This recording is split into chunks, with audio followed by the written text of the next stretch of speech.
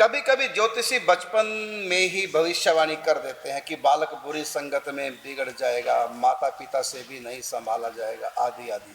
जब सब कुछ पहले से निश्चित है तो फिर मनुष्य का दोष क्या है? या ये पहले से निश्चित होता है क्या? पहले से कुछ दैवज्ञ ऐसे निर्णय कर देता है, क्या है, देख के बोल देता है, लेकिन ये कोई निश्चित नहीं है। निश्चित नहीं है क्योंकि ये जो एक तो मनुष्य की पुरुषाकार है जीव का, बिल्कुल, उसमें पुरुषाकार में भी सब परिवर्तन हो सकता है और देखा भी गया है। और दूसरे जो है ये ज्योतिष शास्त्र है उसका भी बिल्कुल झुटला नहीं जा सकता है, लेकिन वो सामयिक कुछ देर के लिए वो बताते हैं, क्योंकि ये रेखा और ये सब परिवर्तन होता रहता है। बिल्कुल बिल्कुल, रेखाओं का परिवर्तन होता है। हमारे भाग्य में जो लिखा है वो ज्योतिष के अनुसार वो बता देते हैं, ज्योतिष शास्त्र के अनुसार, उसी समय क्षण के अनुसार। लेकिन सब कुछ लिखा नहीं होता, कुछ हम इस जन्म में लिखते हैं। 50% जीवन हमारा चलता है भाग्य के अनुसार और 50% हमारा जीवन चलता है पुरुषार्थ के अनुसार।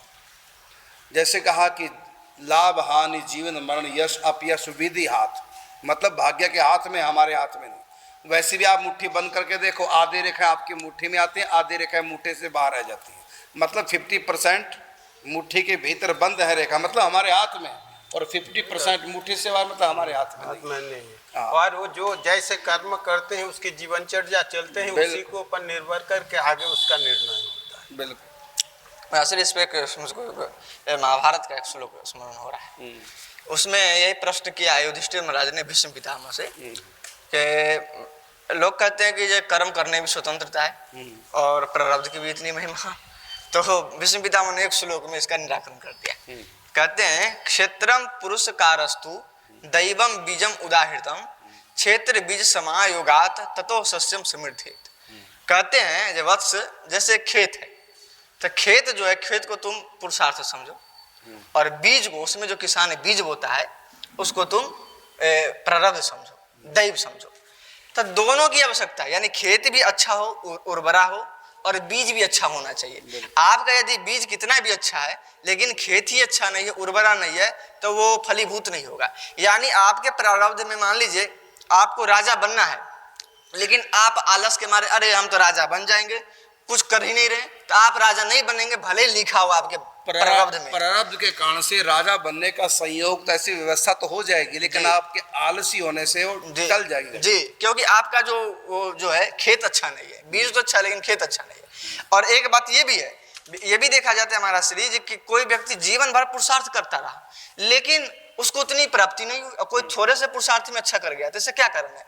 इसका कारण है जब उसने पुरुषार्थ यानी खेत तो बहुत अच्छा किया लेकिन उसके पास बीज अच्छा माने बीज अच्छा नहीं था। तो उस प्रकार से क्षेत्र और बीज यानी प्रारब्ध अनुकूल होना चाहिए। मतलब पुरुषार्थ और दैव दोनों एक साथ हो तो काम वो सफल हो सकते हैं। जी। और नहीं तो उसमें फिर कभी पुरुषार्थ के भी वहाँ पर कम हो जाता है, कभी दैव उसका साथ ले देता है। धर्म अर्थ काम और मोक्ष, ये 4 पुरुषार्थ कहे गए, जिसमें 2 का संबंध पूर्व जन्मों से संचित से, उसका उसी संचित से प्रारब्ध बनता, किस्मत जिसको बोलते हैं, वो है अर्थ और काम, अर्थात संपत्ति और सुख भोगना, संपत्ति और संपत्ति के सुख को भोगना, ये है पूर्व जन्मों के कर्मों के अनुसार, जिसको हम बोलते हैं प्रारब्ध, किस्मत।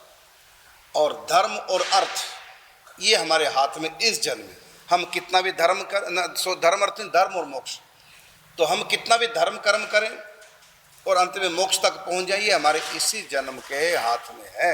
तो आधा प्रारब्ध और आधा हमारा पुरुषार्थ। तो ज्योतिषी जो कहते हैं उसमें परिवर्तन भी संभव है। ये जो अनुष्ठान कराते हैं, किस लिए कराते हैं? ये सकाम अनुष्ठान जो शास्त्रों में लिखे हैं वो इसलिए तो कराते हैं ना कि जो हमारे भाग्य में बदल जाए, जो सुख नहीं वो सुख मिल जाए, और जो दुख है वो कट जाए। इसलिए तो धार्मिक सकाम अनुष्ठान किए जाते हैं। यदि सब कुछ पहले से निश्चित है तो अनुष्ठान का अर्थ क्या रह गया फिर? ये सकाम भक्ति का अर्थ क्या रहा अनुष्ठान का? अकाम सर्व काम मुख्य काम उदार तीव्रेन भक्ति योग निज जत